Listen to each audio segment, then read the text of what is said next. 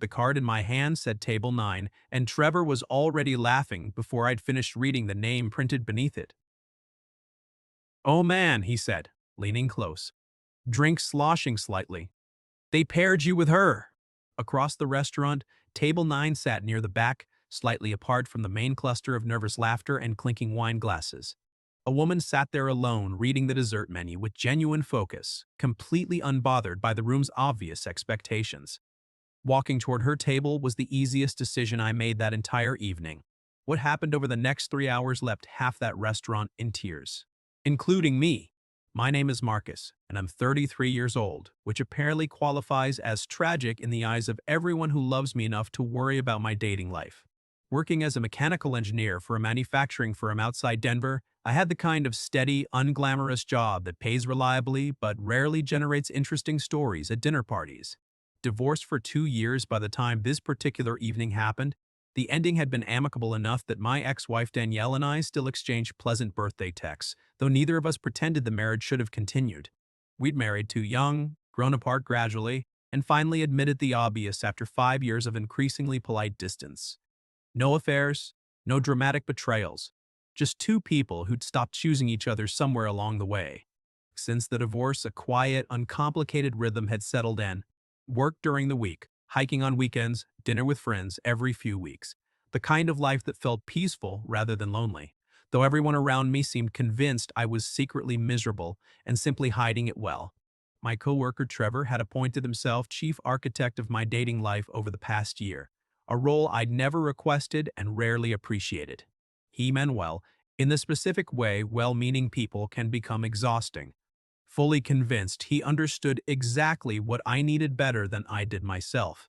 One Friday, Trevor had organized what he called a casual group dinner at a downtown restaurant. 6 of us total. 3 couples, supposedly. Though I quickly realized upon arrival that I'd been assigned an empty seat beside someone I'd never met. Small group, Trevor had said when inviting me. Nothing weird. Recognizing that phrase as a warning sign was something I should have done immediately. Nothing good has ever followed the words "nothing weird." Walking into that restaurant, I had no idea I was walking into a setup disguised as an ordinary dinner. One that would reveal far more about the people I called friends than about the woman I was about to meet. The restaurant occupied a converted warehouse space downtown, exposed brick walls and dim lighting designed to make everyone look slightly more attractive than their actual daylight appearance. Trevor sat at the head of a long table with his wife Amanda, 2 other couples I recognized loosely from previous group gatherings, and one empty chair beside a woman I didn't know. Looking up when I approached, she said nothing. And before anyone spoke a word, I registered the setup immediately. Not because she'd done anything wrong, but because the entire table's energy shifted the moment I arrived. Quick glances exchanged between couples, Amanda suddenly very interested in her wine glass. One man at the end of the table leaning back with the recognizable anticipation of someone who'd purchased a ticket to entertainment. The woman beside the empty chair seemed to notice the same tension. Her expression carrying the specific stillness of someone who'd walked into a room, immediately understood its temperature, and decided not to give anyone the satisfaction of visible discomfort. "Marcus," Trevor said, standing too quickly. "There he is." A look passed between us that he chose to ignore completely. "This is Grace," Trevor continued, gesturing with the enthusiasm of a game show host harboring a guilty conscience. "Grace, Marcus." Grace smiled politely. "Hi." "Hi," I said. "We thought you two might hit it off," Trevor added unnecessarily. The table went quiet in exactly the way tables go quiet when everyone's waiting to see whether someone will perform the reaction they've been anticipating. Pulling out the chair beside Grace, I sat down without hesitation.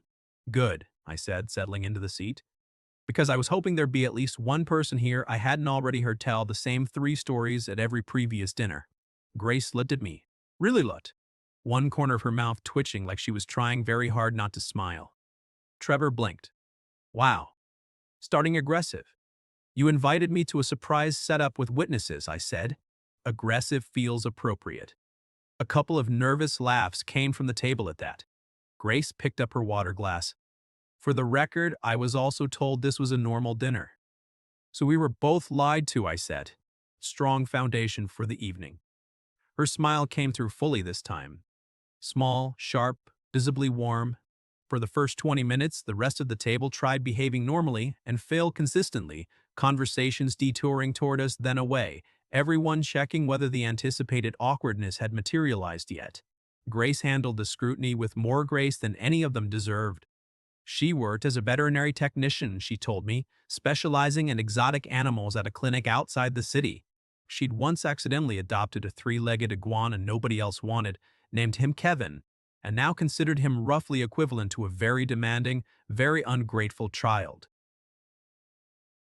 That seems like a significant commitment, I said. Everything worth doing usually is, she replied. Genuine laughter came out of me then. The kind that made Trevor glance over with an expression I couldn't immediately read. Confusion, maybe, or the uncomfortable realization that the person he'd expected to treat as a punchline had become the most interesting person at the table. Amanda's cousin Chad apparently found that realization more bothersome than Trevor did, because moments later he opened his mouth and confirmed my lowest expectations for the evening. Chad leaned back in his chair with the familiar grin of someone about to say something he considered clever. So, Marcus, he said, be honest. Is Grace your usual type? The table froze completely. Grace's expression didn't change dramatically, but her hand tightened slightly around her fork. This was the moment the entire evening had apparently been building toward, the moment everyone would discover exactly what kind of man I was willing to be, when someone's dignity sat exposed on the table and the room expected me to laugh along with the cruelty. Setting my drink down slowly. No, I said. Nobody moved. Grace looked down. Grace lifted her eyes to mine, and before that silence could curdle into something crueler, I continued. She's smarter, funnier, and considerably more interesting than most women I've had the good fortune of sitting beside. Turning slightly toward Grace, not performing for the table anymore, just making sure she heard me clearly. So if you're asking whether I usually get paired with someone this engaging, the answer is no. For one long second, the entire restaurant's noise seemed to fall away completely. Then I looked back at Chad. And if you were asking something else entirely, I said calmly, don't. Chad's grin died first. Amanda stared into her wine glass. The table stayed quiet in a way that felt different from before. Heavier, more honest. Grace smiled. Not the polite one from earlier. A real one. Well, she said with perfect composure, that was unexpected. Picking up my menu. Good unexpected. Or should we escape through the kitchen unexpected? She leaned slightly closer. Ask me again after dessert. For the first time all evening, the table had completely ceased to exist in my attention. Dessert became the safest deadline I'd ever been given. Because Grace, once Chad's comment had been shut down publicly, became entirely herself. The group lost its appetite for cruelty and spent the remaining hour pretending the entire moment had never happened, which was always the pattern with people like that. They loved a sharp moment right up until it required actual accountability. Grace didn't make that easy for them either. She didn't storm out, didn't shrink into apologetic silence, didn't reward anyone with visible damage they could feel satisfied about causing. Simply turning toward me, she continued talking like the rest of the table had become distant background noise. So, she said, what do you do when you're not rescuing blind dates from social experiments? Mechanical engineering, I said. Manufacturing systems mostly. I make sure complicated machines don't fall apart. That's oddly reassuring, she said. I like people who fix things instead of just noticing they're broken. Deeper than the lighthearted tone suggested, that comment lodged somewhere it stayed. She told me about her work at the clinic. Not in the performed, heroic ways some people describe helping animals, but with honest affection mixed with real frustration. A cockatoo that had bitten 3 previous technicians before trusting her completely. A rescue turtle with a cracked shell she'd helped nurse back to full mobility over 8 months. Kevin the iguana's ongoing refusal to eat anything except very specific, very expensive greens. By the time dessert menus arrived, half the table had ceased to exist in my attention. A fact that bothered Trevor enough to interrupt with forced cheerfulness. Wow, he said, leaning in with an unconvincing grin. You two are really hitting it off. Grace looked at him. Was that not the plan? His grin twitched. No, of course. I just mean you seem surprised. We are surprised, I added. Given the room's expectations coming into this evening. Trevor cleared his throat and looked away first. When the waiter arrived, Grace ordered chocolate cake and 2 forks without asking me directly. Bold assumption, I said. You defended my honor, she replied. You've earned shared cake privileges. Is that the system? It is now. The cake arrived, and for a while the evening felt almost normal, better than normal actually. Something shifted in Grace's expression toward the end of the meal, though. Something she'd been carefully holding beneath the easy conversation. People started gathering coats, checking phones, splitting the bill. Grace slipped her purse over her shoulder. Going to get some air, she said quietly. 2 minutes later, after giving Trevor a look that communicated our conversation about tonight was far from finished, I followed. Standing outside beneath the restaurant's awning, arms folded lightly, city lights catching in her dark hair, she looked calm. Too calm for someone who'd survived what she had inside. You okay? I asked, stopping beside her. She smiled without looking at me. That question's become very popular tonight. That's not an answer. No, she admitted. I'm okay. I'm also tired of being okay in rooms where people expect me not to be. Real history lived behind that sentence. You handled Chad well, I said. He made it easy, she replied. Then, her voice softening, no. He made it familiar.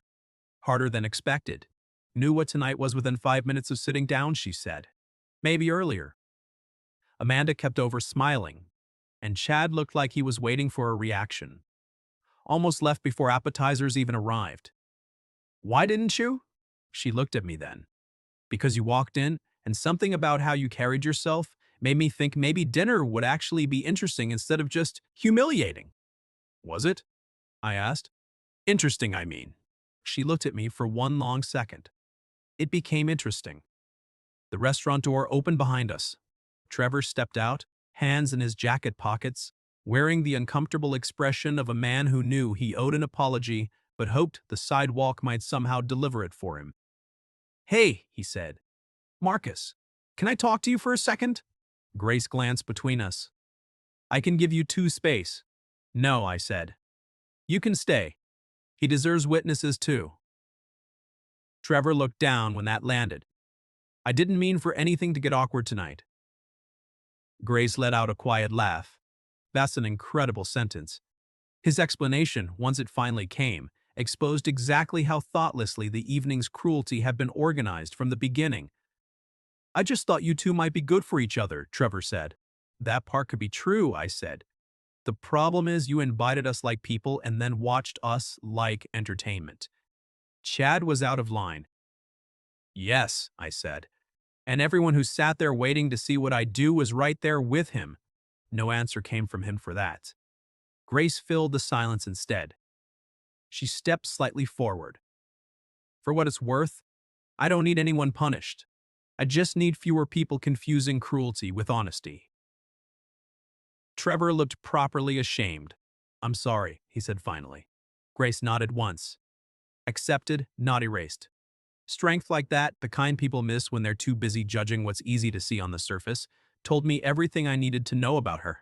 Back inside after that, Trevor left us alone under the awning and Grace surprised me with what she said next. You know, Grace said, I had a speech ready. For Chad. For the whole table. Sharp. Devastating. Possibly too long. What happened to it? I asked. You ruined it, she said, smiling. I apologize. No, you don't. No, I admitted. I really don't. Rain started lightly, soft enough not to run from immediately. Grace looked up at it, then back at me. Good, unexpected, I said before she could ask. In case you were wondering. Her smile came slowly this time. Warm. Good. Because I was hoping you'd ask me out without an audience. The entire night stopped belonging to the people who'd set us up, right there under that awning. Can I be honest about something? I said. I don't want our first actual date to be built on you being publicly underestimated and me being decent in front of witnesses. Something shifted in her expression. I want to know what this feels like when nobody's watching, she said. Exactly that. Bookstore Saturday? I asked. The one downtown, near the river. You read my mind, she said, and then coffee after. High standards for someone I just met. If you take me somewhere boring, she said, I'll lose respect for you immediately. That's pressure. That's standards. A car pulled up to the curb. Grace glanced at it. That's mine. Before she stepped away, she turned back. Marcus, thank you for what you said in there. You don't have to thank me for not being cruel. No, she said, but I can thank you for being precise. She got into the car and left me standing under the awning with rain on my jacket and the strong sense that Trevor had accidentally done one useful thing in his life. Saturday arrived slower than it should have. Grace met me at the downtown bookstore at 11, wearing jeans and an oversized cardigan, comfortable in her own skin in a way the dinner table had tried and failed to disturb. Before we begin, she said, I judge people by which section they drift toward first. High stakes, I said. 2 hours disappeared in that store. She pulled books from shelves and told me which covers lied about their contents. She made me pick a poetry collection I never would have chosen myself.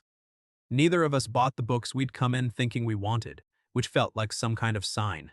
Afterward, at a small cafe around the corner, Grace stirred her coffee and said, Can I ask something awkward?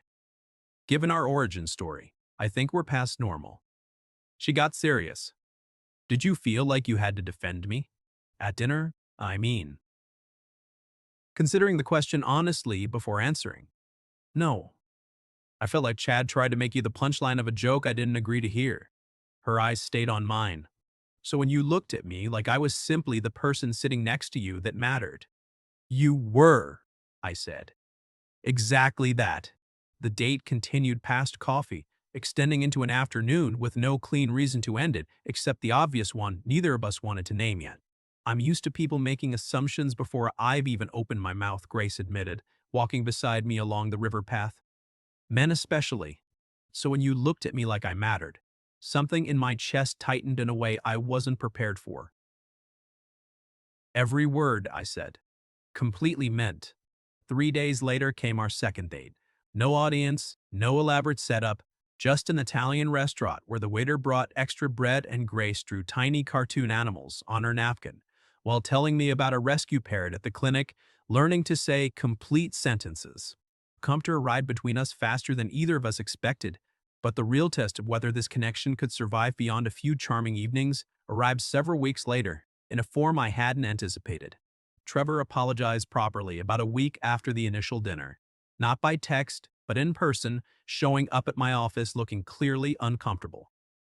I thought I was being funny that night, he said. I wasn't. I'm sorry. Tell Grace that, I said. Not me.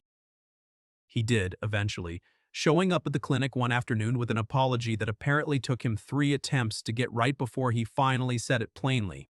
Grace accepted it the same way she'd accepted it outside the restaurant. Acknowledged, not erased. 3 months into dating, Grace invited me to meet her family. A milestone that carried more weight than either of us initially acknowledged. My mother's going to ask you pointed questions, Grace warned beforehand. About us, about your intentions, about whether you actually understand what you're getting into. Think I understand better than most people would, I said. Her mother, a sharp-eyed woman named Diane, studied me carefully over dinner, clearly evaluating whether I represented genuine interest or some temporary curiosity that would eventually disappoint her daughter. Midway through dinner, Diane asked the question she'd clearly been building towards since I walked through the door. Grace mentioned how you responded to some cruel comment during your first dinner together, Diane said. Was that reaction genuine or performed for an audience you wanted to impress? Considering the question seriously rather than defensively. Genuine, I said. I wasn't performing anything. I was reacting to someone trying to humiliate a person who deserved better than that treatment. And now, Diane pressed. Now that the audience is gone, does the same conviction remain? It does, I said. If anything, it's grown stronger, the more I've actually gotten to know your daughter beyond that single dinner. Diane's posture visibly relaxed. That's the answer I was hoping to hear, she said. Grace reached for my hand under the table. Diane's acceptance opened a door, but something Grace had been carrying from a previous relationship still needed its own resolution before we could fully move forward. Grace's ex-boyfriend Ryan reached out several weeks later, requesting to meet for coffee to clear the air before his upcoming wedding to someone else. "Do you want to go?" I asked when she told me. "For myself," she said. "Not for him." There's some closure I never got when things ended. She met Ryan the following week, and afterwards she told me everything.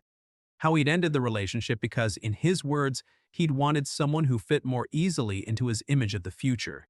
How that phrase had repeated itself in her head for 2 years afterward. How she'd started shrinking her plans, her wardrobe, her laugh in public, quietly adjusting herself to fit spaces that should have adjusted to fit her. How it took a long time to recognize the shrinking for what it was. He apologized, Grace said. Said he'd grown since then. How did that feel, I asked. Like closing a door I didn't realize was still slightly open, she said. And also like proof that what we have is something genuinely different. You've never once made me feel like I needed to be smaller to deserve room. You never did, I said. You just needed to be with someone who could see that. Trevor called nearly a year after the original dinner, his voice carrying real excitement rather than his usual casual energy. Amanda and I are hosting another dinner, he said. Same restaurant, same group. I want you and Grace there. Want to do this one right. Discussing it with Grace that evening, both of us initially hesitant. Do you want to go? I asked. Think it might actually be good, Grace said, returning to that same place under completely different circumstances. We attended. The evening unfolded entirely differently from our first encounter there. Trevor made a genuine toast acknowledging his mistake from a year earlier, apologizing publicly to Grace in front of the same group who'd witnessed the original humiliation. Grace didn't need rescuing that night, Trevor said, raising his glass. She needed people who recognized her value from the beginning, and I failed at that completely. Trevor's words mattered, but Grace's response revealed something about her own healing that moved me far more than any apology could. Grace stood, visibly emotional, and addressed the table directly. I appreciate that, she said, but I also want to say something.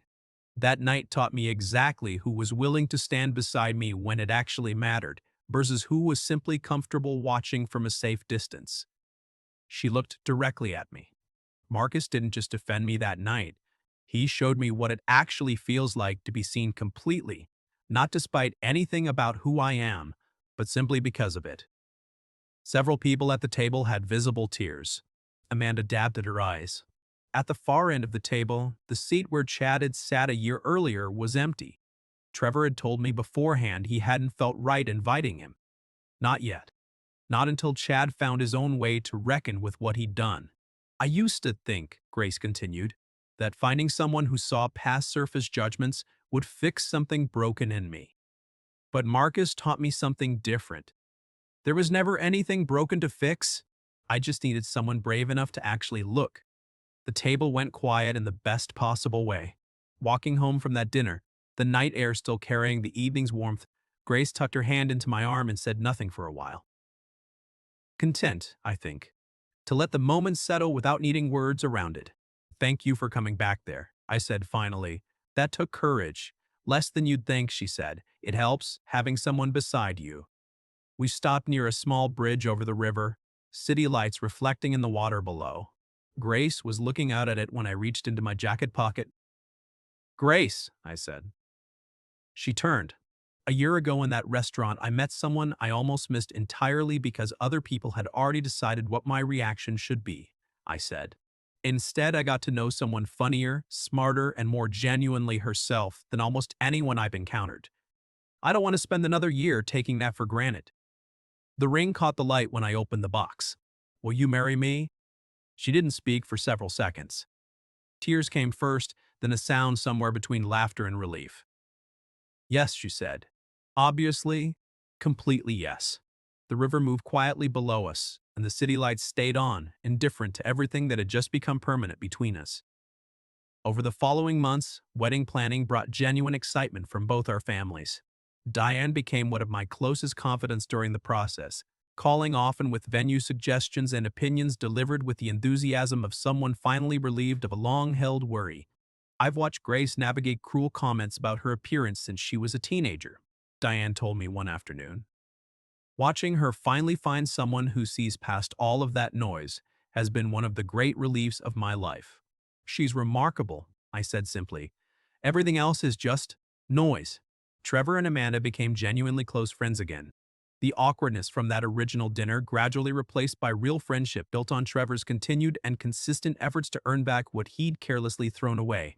I owe you both an enormous debt, Trevor told me during one planning session.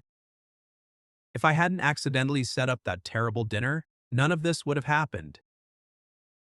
Should we thank you in the wedding speech? I asked, half joking.